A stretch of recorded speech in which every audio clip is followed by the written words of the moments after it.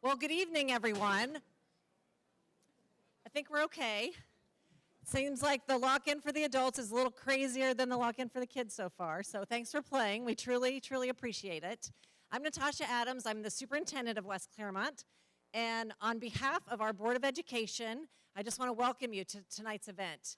I can't tell you the feeling that we get as educators working in the system to have a room full of parents and community members working with us, and students as well.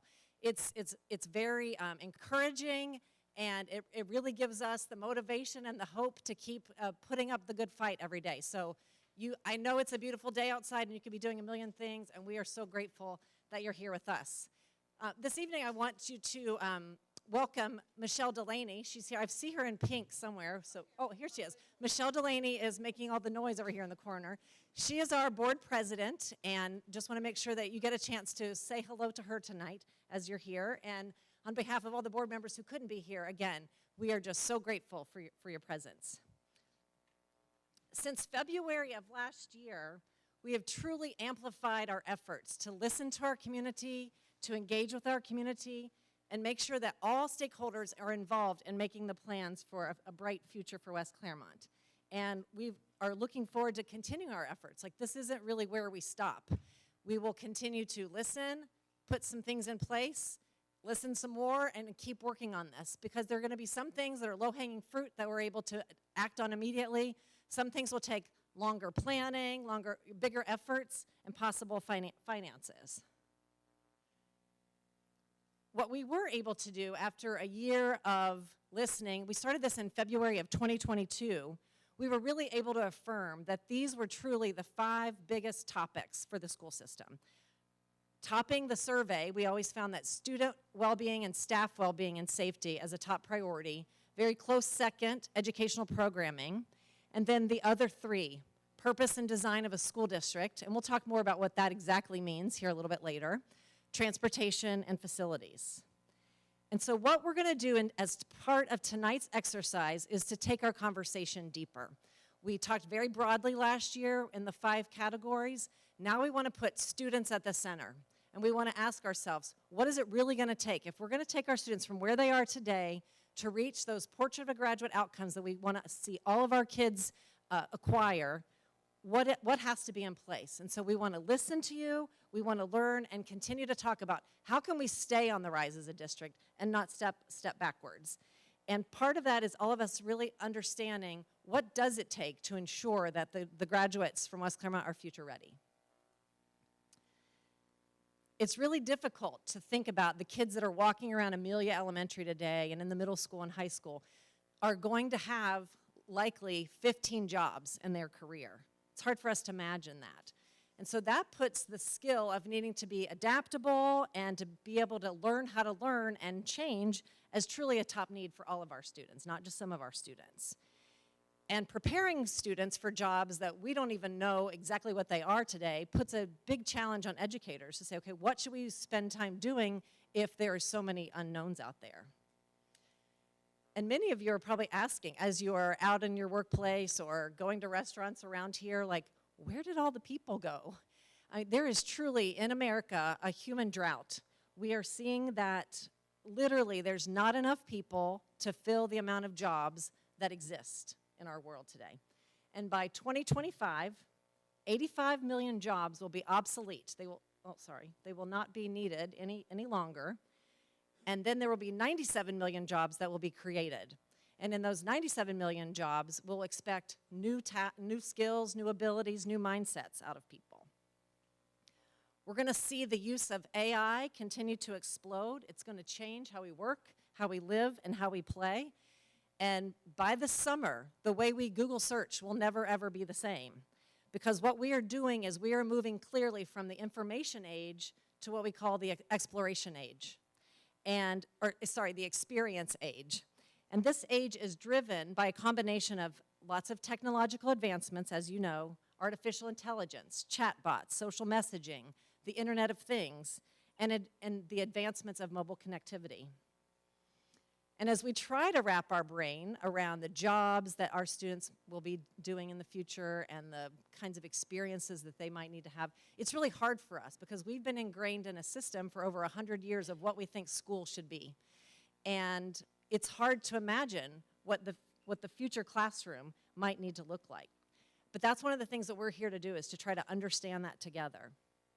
And so first we like to begin with what do we know? Instead of something ambiguous that we don't quite understand, what do we know? Well, we know that core academics is still essential. It's foundational to the learning and the experiences we want kids to have, and critical thinking and how to integrate knowledge and apply what they know, that's not going away, that's very important.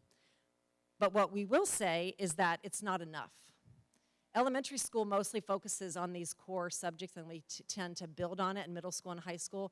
We're saying even in elementary, it's not enough just to do the basics, that we have to progress in our ability to get them future ready by focusing on the durable skills. And so what does it really mean for kids to master core curriculum, and what does that look like? Because what we know right now is the last few decades where accountability, state tests, where it's like high stakes moments, are not really changing the outcomes for kids. It's not really changing the trajectory and doing what it was intended to do. And so those efforts are actually working against us right now. And so in realizing that as a system in about, let's see, it was 2020, that's why we worked with you as a community to say, what is it that we want our West Clermont graduates to know and be able to do? We sent out a thought exchange and asked the question, what is it going to take for students to be successful in learning and in life? And through that effort, we created a vision for what we want to ensure that every single student has when they walk across the stage. These are the durable skills that not only do they need in the classroom, but they need for life. And these skills are academic and life skills, communication and collaboration, character and integrity, innovation and creative thinking, and resilience and adaptability. And when you look at your maps a little bit later, you'll see this vision in the top right-hand corner of your graphic tonight that you'll be working with. And the essence of what the Portrait of a Graduate is all about is so that we can attain these 5 statements, that we can create the life, or that our students can create the lives that they desire, that they can turn ideas into action, that they can be courageous in the face of challenge, pursue personal happiness and joy, and to do what is right even when no one is watching. What we do know is that our students and our community and our families want to be around kids that have those attributes, that have those skills and those abilities. That's who you want to see at the post office. It's who you want to see when you're in the grocery store, in your neighborhood, living among us. We know that everyone really supports this vision. And what we also know is that this isn't something schools can do alone and be successful. And this isn't even something parents can do alone. This really takes a community-wide, family-based, school-based, working together effort to ensure that our students are getting all these experiences. I know, as a parent, I'm a mom of a senior now and of high school and a junior in college, and there is no playbook to help us navigate these challenging times. And it's more complicated than ever to be a parent. And so that's why we have to lean on each other. And that's why I'm so glad you're here tonight to make those connections so we can help each other through this.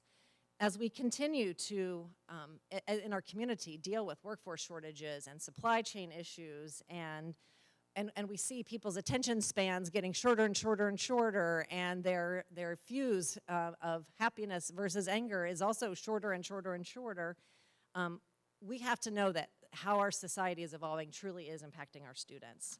And students today are different. They have different needs. There's nothing wrong with them. They're not broken. They don't need to be fixed. But they have grown up in a world vastly different than the world that we've grown up in. And it's important that as we realize they have access to information that we never had in our hands at the age of 5, 6, 7, and 8. And they're getting it in their hands at a time when maybe their mental capabilities aren't as mature and able to process and take in all that information. There's also a very strong line that, well, the line is blurred actually between formal learning and informal learning. I remember my daughter, she taught herself how to ride a bike, Not by getting on a bike and riding it, because that's what I was trying to do with her. She was watching a YouTube video to do it, and that's what worked for her. Same thing, she did the same thing with tying her shoe when she was a little bit younger. Like, the methods we were using weren't working. When she taught herself on YouTube, it worked. Maybe your kids experience the same thing. They are learning by finding it themselves. They're learning it by collaborating with other students. Game-based learning is also something that's very natural to our students. And you'll see them playing games, interacting with hundreds of people at the same time, and they're the only person in the room. But they're learning to fail forward, fail fast, and try to level up, level up, level up. That's what they're doing. And our kids love to collaborate. But what we are finding about our kids, and maybe this is true in your house, is that this generation of kids is the most anxious and highly stressed out generation that has ever existed. Here's some words, actually, that I had some high school students help me come up with. These are words of Gen Z that they've used to describe students in their high school. And I'm just wondering if you look at those words, are there words there that would describe the kids that live in your house or the people that are in your neighborhood? To illustrate this point even a little bit further, I want to share with you some interesting facts about how experiences like when we were children have vastly changed for the kids today. So this is a chart that shows, hold on, oh, sorry. You know what, I skipped this part. This is hard to read on here, I apologize, but these pieces of data here are just to emphasize what we've talked about at every town hall, which is to emphasize the challenges of mental health. And because they're hard to read, I'm going to go ahead and read some of them to you. 57% of teenage girls in 2021 report feeling persistently sad or hopeless, and that's up 36% in 2011. Similarly, 29% of teen boys feel persistently sad or hopeless, and that's up from 21% a decade ago. 30% of teenage girls have seriously considered suicide, and that's up from 19% in 2011. And 58% of teens with same-sex partners have seriously considered ending their life. And so this is information from the latest CDC report that gives us just some nationwide perspective on the challenges that our students and the heaviness that they are facing and as they try to navigate life. So again, back to like my point to try to illustrate how we grew up versus how our kids are growing up. This is a chart from 1998, and it's showing church attendance. And this isn't about religion or going to church. It's just symbolic of this idea of, and we all feel it, we all recognize that our society is becoming more and more isolated. We're doing less together, and church used to be something that families did together, that you can see over time, less and less are doing that. And that disconnect that we feel as communities is something we all feel but can't always describe it. This data is from 1976 to 2022, and every slide that I'm going to show in the next few bits shows you the kinds of things that we're seeing. It's the percentage of 12th graders who have experienced something. And so this first illustration is kids who've gotten their driver's license by 12th grade. And see how that trajectory is going down. Everything that I'm going to mention next is things that are associated with kids growing up, building independence, and risk-taking. The next is the amount of students who've tried alcohol continue to decrease. And again, these are from 1976 to 2022. Students who are 12th graders who've worked for money, see how that trajectory is also decreasing. And it has even gotten worse since COVID. You can see how that line went down. And then students in 12th grade who have dated. If you have older teenagers or you know some in your neighborhood or in your family, you might know they do a lot of like group activities together, but not dating in the way that maybe we did when we were young. And seeing all these data points together really point to, yeah, you're right. It is hard to be a parent today when this is the reality. And what the research says about how parents are parenting in today's world is that, you know, we are parents of a generation where fear is all around us. You know, when we were kids playing, that, you know, going outside and playing until it's dark and coming home thing was just part of how the neighborhood went. That doesn't happen today with kids. Kids are monitored and tracked on the GPS every second of the day. Very different than how we were raised because of the fear of just national challenges that have been in our society. And secondly, another thing that's very characteristic of families and parents our age is the fact that we will do anything to make sure that our kid is successful. We know that there's a lot of opportunities out there for our kids, and we will stop at nothing to make sure that things, do not cause them to stumble or hiccup or have a problem along the way. We will clear that path. You've heard about helicopter parents. That's something that's been mentioned before. What sometimes this generation of parents get called snowplow parents, as just kind of bulldozing things out of the way to ensure their kid doesn't have an issue. And I share that research not to say that's exactly how everything is in this room, but just to paint a picture of how kids are being raised, mindsets of parents, and how our society has changed in affecting it. And so what does that mean for schools then? What does that mean for families? How do we respond? Because every generation of parents does the very best they can, and we learn and grow. And so that's what we need to continue to do is work on this together, knowing that it's not easy. We all are feeling it in our workplaces. The culture of work is different. Maybe some of you go to your offices. Maybe you stop going to your office. Maybe you are never going to the grocery store anymore because you're just able to click that list and it pops right up on your porch. Our life has drastically changed since 2020, and you can see some of these headlines. We noticed that the pandemic didn't necessarily cause these things to happen. It just accelerated and punctuated what was already in motion. And things are happening at such a dizzying rate, it's hard for all of us to keep track. During these last town hall sessions, we've continued just to note that the pace is really what's the biggest challenge. It's like you can't even take it in fast enough. And the big aha really was that the pace of change in society is not really syncing up with the pace of change that's happening in today's American schools. There's a big fat disconnect there. And so we want to know, like, how do we help close that gap? These are some things you may or may not know about. ChatGPT, it has moved from just when you go into your email and you would put in like if you put my name in, and then maybe Natasha would start popping up in your email. It's moved from that to now inside of the body of your email. It might say, "Dear so-and-so," and then as you start to type what you would normally say, it finishes the sentence for you, and you can choose to like pick on those words. That's what ChatGPT is doing. It's artificial intelligence predicting what you're going to say based on your patterns. Well, now it's advanced beyond just kind of what could happen in the body of an email to being able to write essays, to be able to answer high-level questions, to be able to write articles, summarize information, and it continues to evolve. Since October, I think we are at like iteration number 4 of ChatGPT, and every time it gets more and more powerful and what it can do. So what are the implications? It reminds you of when teachers freaked out when calculators became something that was in the hands of kids every day in a math class. Well, now think about an English class and what this does to what the English class experience is all about. We see robot deliveries. This is a robot that can look in a hotel, can look at the elevator, know if there's too many people on it or if there's room, and then get on, deliver food, towels, deodorant, whatever it needs to deliver by navigating the hallway, knowing where it would run into somebody or not, and deliver at your door. We know that McDonald's around here have changed. We are seeing kiosks where you can either go with a person or you can just get the kiosk and get on your way.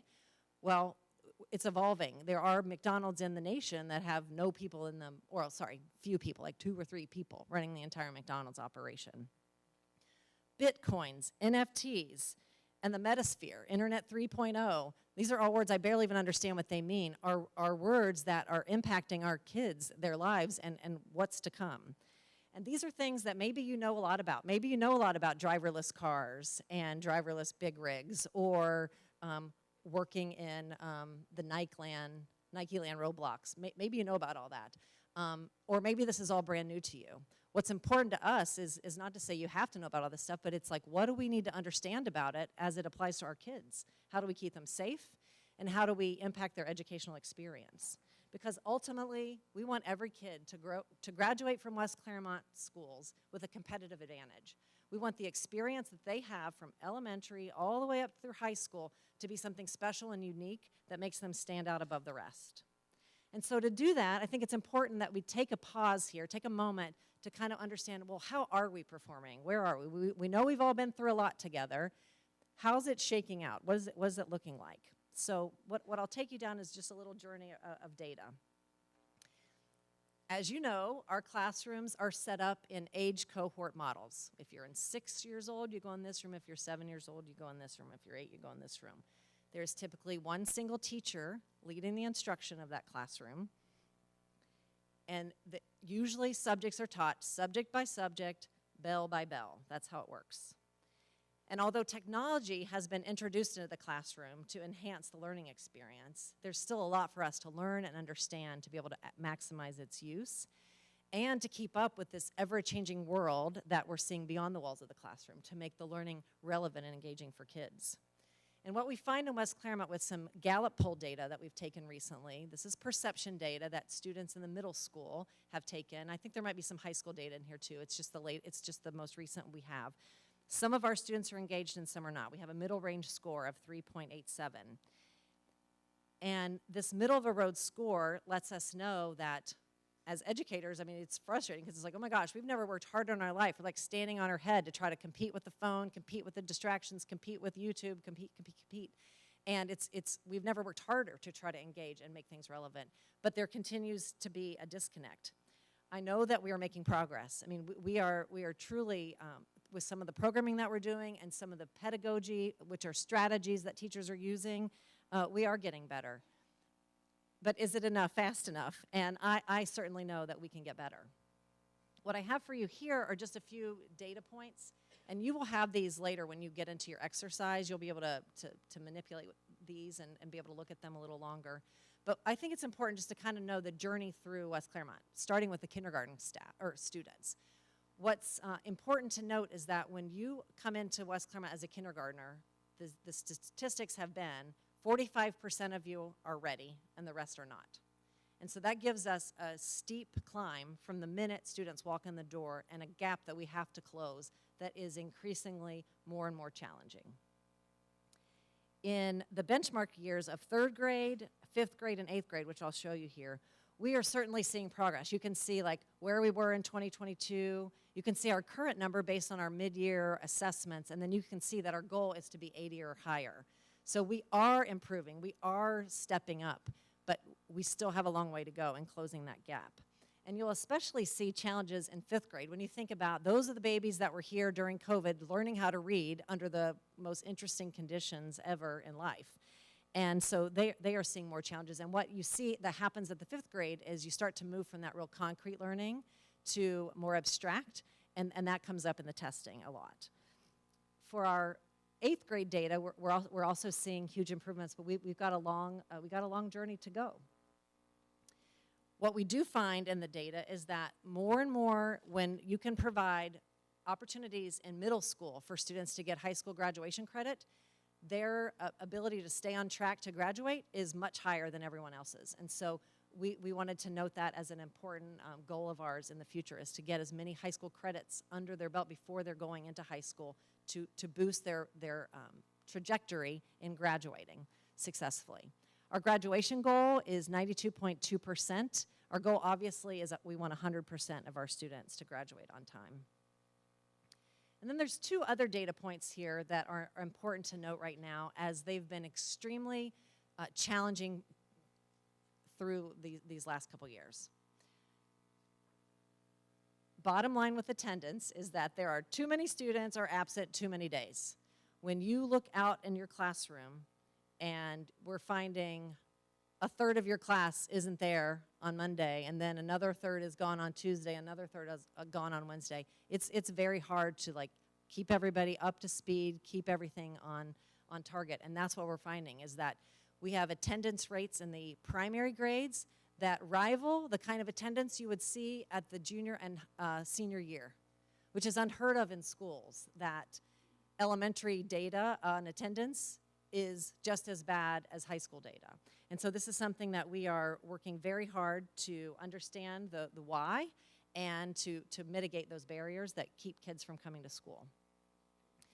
And then student discipline, because what we see here is that Student behavior is correlated with student achievement, obviously, and our goal is to decrease the number of students who receive disciplinary action. Right now, as it stands, 20% of our kids are getting in trouble in some way. They're getting into the disciplinary system. And so that's too many students, because that's another time you're missing class when you're either in the office being investigated or you're suspended or whatever. So between these two data points, it is hard to keep everybody progressing in the way that we need them to. And what I have to say about all this data is to truly celebrate the progress, because there has been huge progress, but also to point out to everyone is that every system is designed to get the results it gets. And so we have to then really pause and say, okay, if this is the achievement levels that we're reaching right now, is the design of our school today and our system today really meeting the needs of today's kids? What should be the purpose of school? What is the design?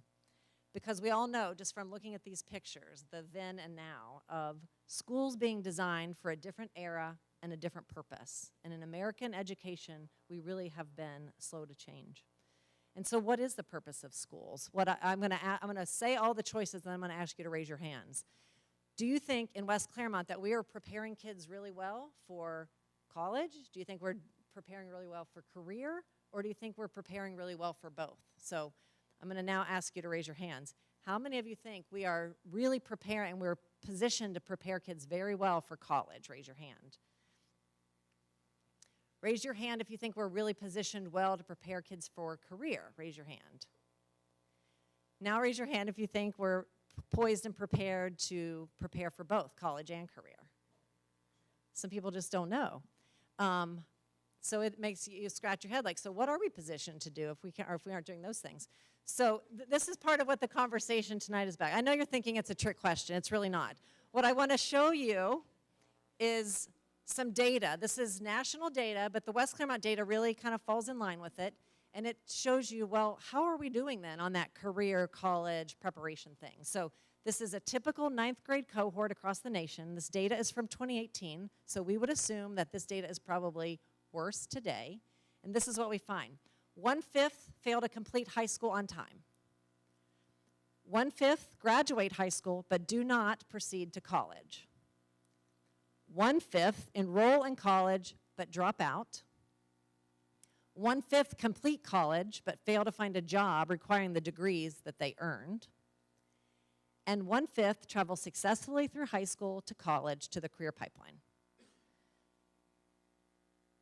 It's a lot to take in, but it makes no wonder that American schools are at a crossroads, asking these questions, and why businesses out there and colleges are saying that we are not preparing our kids well enough with results like these. And so how do we bridge the gap between schools and what happens outside the walls of schools? And how do we make sure that we have pathways available for kids so that all of our students can enroll, enlist, employ, or be entrepreneurs and have all the skills and abilities that they need? So to do this thinking, I want to first just, again, level set us and point out some realities that we all face. The first one is that we have to recognize and own up to that schools are prepared or are required and responsible for way more than reading, writing, and arithmetic. This graphic of those core academics really tell the story. Our society has changed and students' needs have changed, and as that has happened, schools have played a bigger role. And we saw this under a huge spotlight during COVID as we are spending time figuring out how to feed kids, how to make sure that kids are getting the clothes that they need, that they have the supplies like technology, that they have human interaction, that they get some kind of socialization, and the hygiene needs that needed to be taken care of. And we, during this time, really realized like what a huge role that just by having a kid come to school from 8 o'clock in the morning to whatever time in the afternoon, we're keeping them safe. And addressing chronic absenteeism, poverty, engagement, and preparing students to be healthy citizens is something that, yes, was a big deal before COVID, exploded after COVID, and continues to be something that schools play a big role in. And so it's essential that we continue to work as a community to knock down the barriers that keep kids out of school and keep us from being able to do a really successful job inside and outside of the school walls. There's also 4 other components that play into all the conditions that need to be set in today's world to make sure that students can be successful, to get from where they are today to outcomes that would mean they are successful graduates from West Clermont High School. And that is student-centered learning, modern educator workforce, modern learning environments, and a modern family and community partnerships. And that will be the bulk of what your discussion at your table is about tonight. As parents and students sitting here among us tonight, and business leaders in our community and other partners, we know that we are working hard to update our curriculum to make sure we can do things such as improve the math outcomes by providing curriculum. This is the first time we've been able to do it in over a decade, and this is the first year of implementation from our teachers, and we're very proud of their efforts. Next year, we'll be bringing in new science curriculum because, again, it's a subject that has not been updated in over a decade, and so we'll modernize the resources and the supplies that are available for science teachers and physical education teachers and health teachers.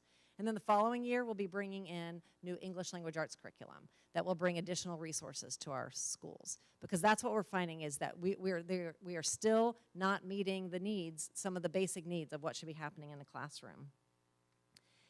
And we're working hard to make sure as we build this curriculum that we're incorporating the Portrait of a Graduate skills in it. And I'll just give an example that you'll start to see here over time. The science teachers work together to create capstone projects. And so if you're a third grader, let's say, in West Clermont, you're going to have an experience. No matter what school you attend, there will be a special science experience that you will have that will happen among all third graders. And there will be different benchmarks across the system to ensure equity and great experiences for all kids, no matter which school or what teacher they have. We're moving from a more traditional model and what we often refer to as a factory model to a more student-centered model. And tonight what we try to do is really break down, well, what does that shift really look like? And we want you to weigh in, like which of these things do you think we're really making some good headway on? Which things do you think we need to go further, faster? Which things you're like, I'm not so sure about that. I'm not sure if that's where we should go. That's what we want to hear. We want to learn and know what shifts matter most to you right now for your child. Modern educator workforce. Some things that you're probably hearing in the newspapers and on national TV is that there's a workforce shortage in education. Number one, it's the highest burnout rate of any profession across America. And the workforce shortage, even though it's a national headline, and sometimes when we see national headlines, we don't think it applies to us, well, it's hitting us hard here. We currently are down 15 teachers this school year. We have 8 classified positions that are not filled. So obviously at this time, we're filling them with substitutes, but that has never happened in our history. Last summer, we had 80 teachers leave our system, and it's for a variety of reasons. Some for retirement, some made $10,000 more of an increase to go to another school system. Some were working closer to home. Some were leaving the education field. Some were moving out of state. Some are going to work in a school maybe where their children go. And what we find across our system is that there really is some low morale and lack of job satisfaction, and something that we cannot be passive and just sit back and just like, well, we'll get over COVID. It'll all turn around someday. Like we have to be aggressive. Currently, we have a retention team that's helping us focus on some ideas that are going to keep teachers in place. But what I want to really emphasize tonight for all of you is that we have an amazing staff, and you know that. You see this a sea of blue across this room. Very dedicated, passionate teachers who spend their own money on classrooms, who come to your kids' baseball games when they're not sitting in a cafeteria. Like they are all in. But what we're finding is that our current model is in such disconnect with like what really needs to be happening that they are needing more collaboration. They are feeling burned out. They need more resources than they have. They need to learn new skills to address the needs of kids today. And the burnout and the overwhelm is just sometimes too much to cope. And I don't sit here to whine about that. I just want to point out that our system is outdated and we have to create new conditions because we're no longer in a situation where we can just assume educators are going to keep cropping up and flocking in. Right now, there are 800 less teachers in the pipeline coming into our system. This is from all the colleges that we typically pull from, 800 less people even in the pipeline. And just to give like a real example of this, think about the Ohio State University right now. In the entire university, there are 5 social studies teachers. And so it's just at such a scale, it's overwhelming because this is not been true. I'm sure there's been seasons of this over American history, but it's never been true in my career time. And so sometimes it feels impossible for teachers, and I just want to make sure that we as a community aren't taking advantage and taking it for granted that what we have is going to be there if we don't change conditions here. Also, the modern learning environments. We happen to be sitting in an amazing facility built in 2010, and what is easy to forget when you're sitting in an amazing facility like this every day, day in and day out, is that even within our own school district, we have inequity and we have inadequacy as you compare the buildings. And what you'll see here is Merwin Elementary compared to Willowville Elementary and the kinds of furniture and the flexibility that they have and the opportunities for learning that exist in that building that just are not available in our older buildings. You also see a comparison of West Clermont Middle School and West Clermont High School. And the one thing that this is hot off, I just experienced this last week when I was at the middle school, so I'm going to share it. I was in a staff meeting, just listening to the staff, and they were sharing concerns. And one of the concerns was that a bathroom had to be shut down, and it was an adult bathroom that had to be fully shut down. And it was because the pipes are getting so bad that sewage was coming up out of the floors, and it's a real challenge. And what I'm learning is that this kind of challenge has been there for a while. And there's always certain things that we have to do, but our ability to mitigate and to remedy those challenges are getting weaker. And there's nobody at West Clermont High School that's going without a bathroom. It's just not happening. Since 2010, you'll see that we have updated and rebuilt 6 district schools. And Merwin, Holly Hill, and West Clermont Middle School are the ones that haven't gotten the attention. They were built in either the 60s or, in Holly Hill's case, in the 80s. And what's challenging for all of us to wrap our brains around is even in schools like Amelia and WT, who are newer, there are things that are not as modern and need to be more flexibly created in this school to get up to speed with where some of our other schools are. And even West Clermont High School, one of the most modern high-tech high schools that you're going to find, that infrastructure for the network is already 6 years old and needs to be replaced. And so facilities and keeping up with the times is never something that we can kind of sit back and relax on.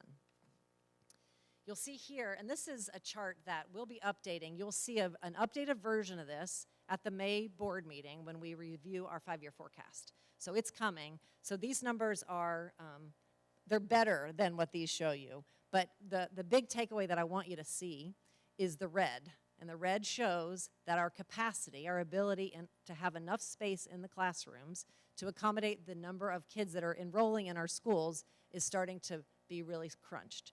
And you probably know we added modulars this year at Merwin Elementary. And it's real obvious to me that if the enrollment continues here as we're seeing, that a modular would not be a surprise at Amelia, not next year, but could be in the future. And so that's why we're here. We're here to talk about how does the community want us to solve these challenges of a growing community with facilities that are inadequate and equitable. And again, I want to point out this is not the latest data. We are going to be updating that at the board meeting later in May. And finally, modern family and community partnerships. I have nothing but wonderful things to say about the Amelia PTA, or PTO. I forget what you call yourself. Is it an O? You're an A. You're an A. Of course you're an A, Amelia A. You're absolutely incredible. So this is not a knock on what you do in any way, shape, or form. But what we're saying is the kinds of challenges that we're facing as a school system are going beyond like what my mom got by with, which is like bringing, cupcakes to a party one day. Like we've got significant needs both on the basic needs of kids side, mental health of kids side, as well as we need experiences for kids in the real world side. And so what's needed is for partners across our school system, whether it's business partners, our families, our local churches, our philanthropic organizations, or other service industries, and our WC or Future partners, which are the people that help us bring those real world experiences into the classroom. or offer opportunities for our students to go from their high school out into the real world and work. And so we need to really update and get a community-wide effort wrapped around our schools if we're going to be as successful as we need to, because we can't, just a check here or there or a cupcake is just not gonna, it's not enough anymore. And again, this is no knock on like where we are. We're all doing the best we can. We have to be creative and think of new solutions. Here's the summary. We're dealing with a fast pace of change. Our students today are different. The world is different. We are facing many challenges, and you'll see it. As soon as you look at the map tonight, you'll say like, whoa, this is a lot. Yes, we're facing many challenges, and despite all that, our performance is improving. We are on the rise. We are getting better every day, and I'm so proud of our staff. And we know that in order to prepare our students to be future-ready graduates, we have to make sure that we're designing for that here in the school system. We can't do what we've always done and expect a different result. And so that's what we're here to discuss tonight. Again, I thank you so much for being here, and I'm going to turn it over to your facilitators. Thank you.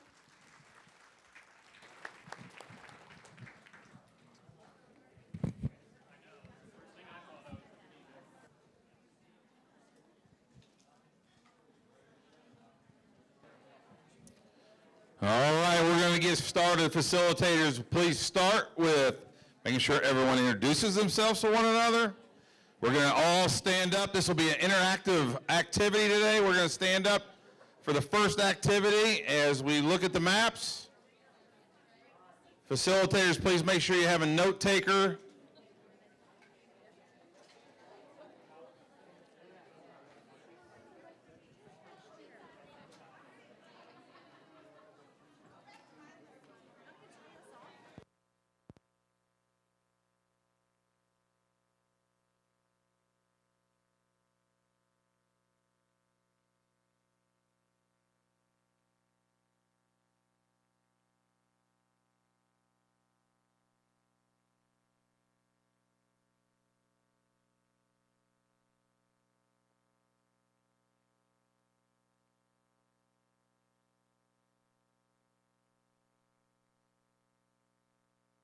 Christy Otten? We need some note takers over here. Sheets? Okay, she's bringing it to you.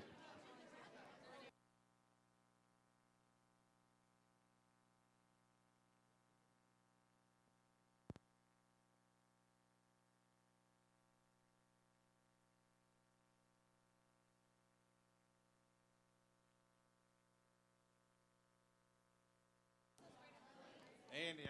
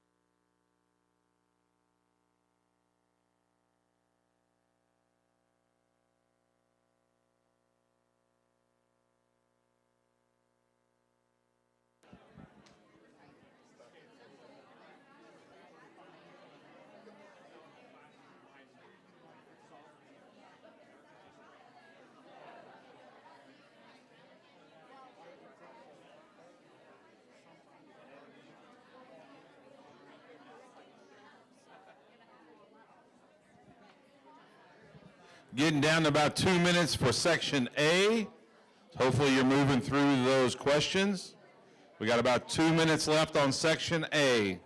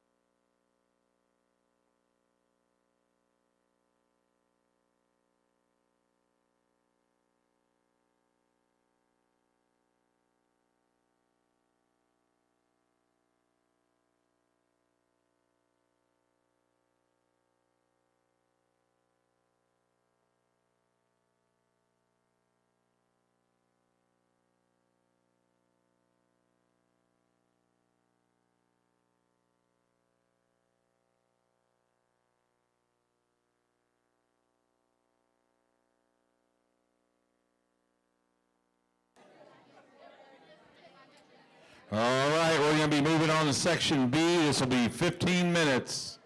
Section B, 15 minutes.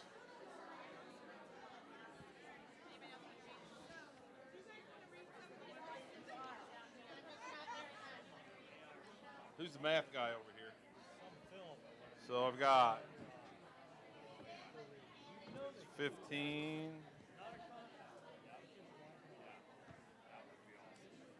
Hold on, we're at 15 right now. We got another 15. Just, hey, what do you say you cut Another it? 15. That's Just 45. Take all those 15s, 10. All right, we got to move in the 10s. Got to be out by 7.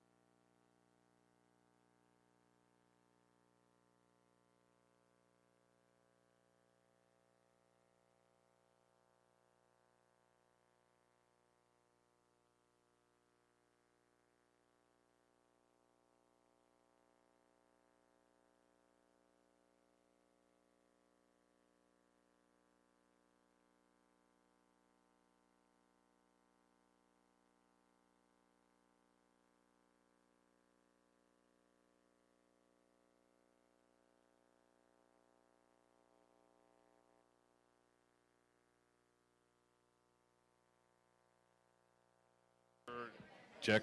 We got about a minute to go for section B, and we're going to be moving on. Next section will be 10 minutes.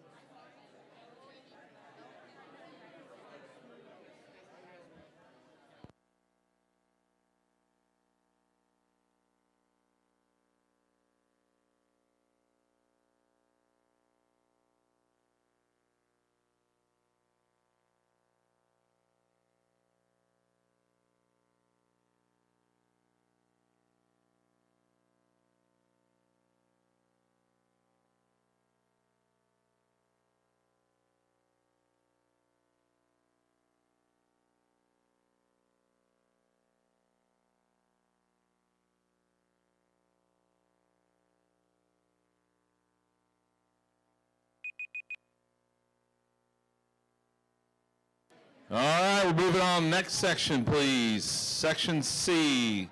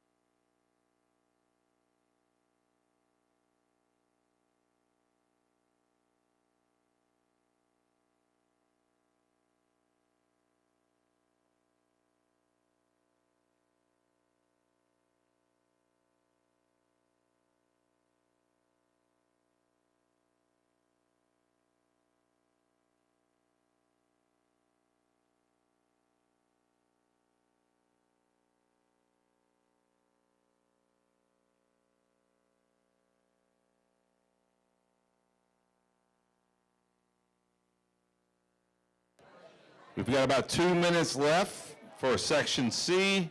We're going to be moving to D in 2 minutes.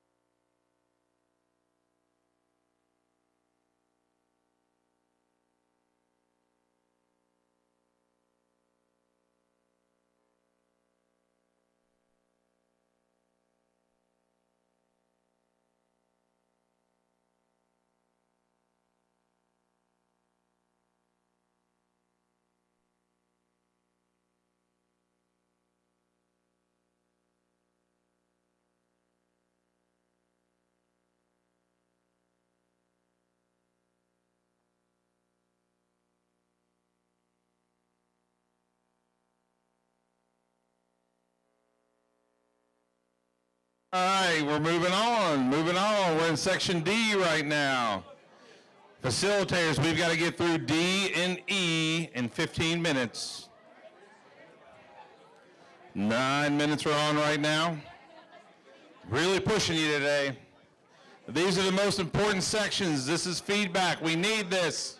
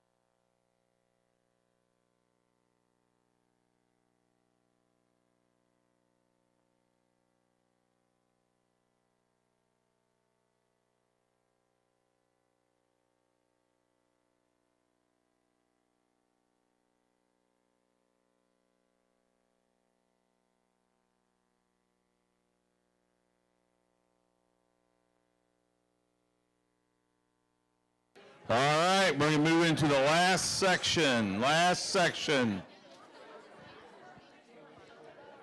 And we're not hurrying you to get home for the draft.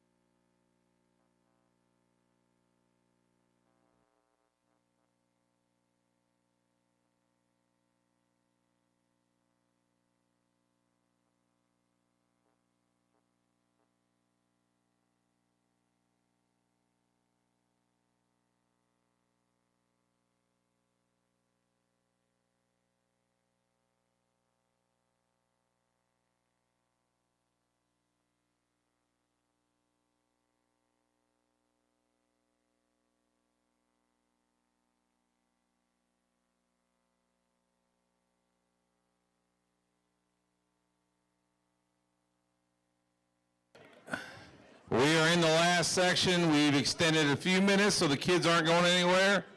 So we've got about 7 minutes left. It's really important to get to this section E for us. This is the feedback. This is how you...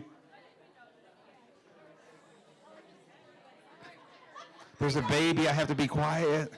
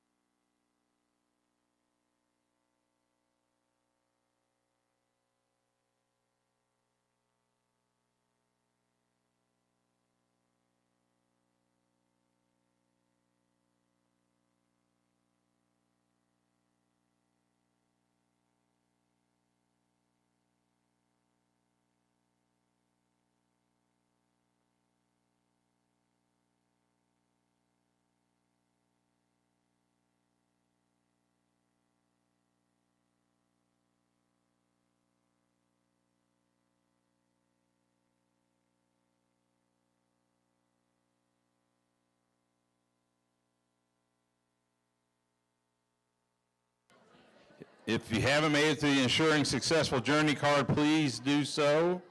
This is important data that we need to collect.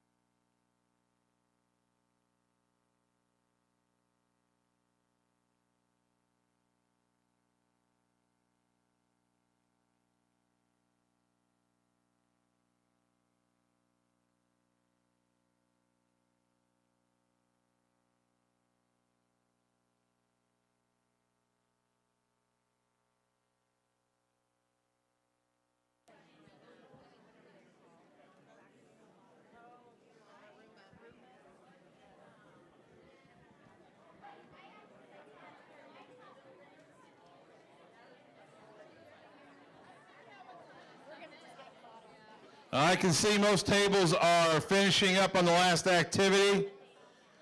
If I could have your attentions real quick, just a reminder, in your email today, you should have received an email about a follow-up survey from Superintendent Adams. If you guys would also do that when you get home or tomorrow. That's, again, more information that we need to collect from all of our parents in our community. We want to thank everyone for coming tonight. We really appreciate you taking the time to look out for the future of West Clermont. Feel free to continue to work. If you've got to go or you're finished and you need to pick up a small child, please do so. And again, thank you guys so much for being here tonight. And don't forget Who Day tonight.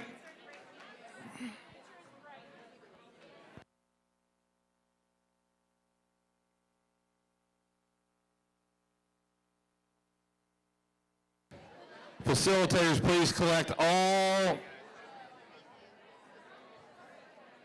of the information, responses, is put it in your packet and we'll collect those.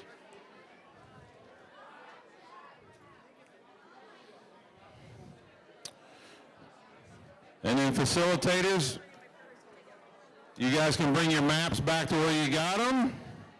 You can put your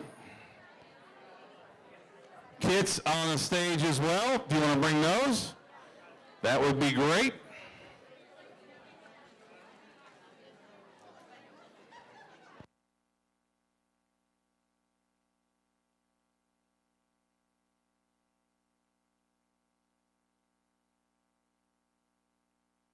Also, please take some sandwiches home with you, cookies. Take your lunch tomorrow. We don't want to take anything home. Please take all the food.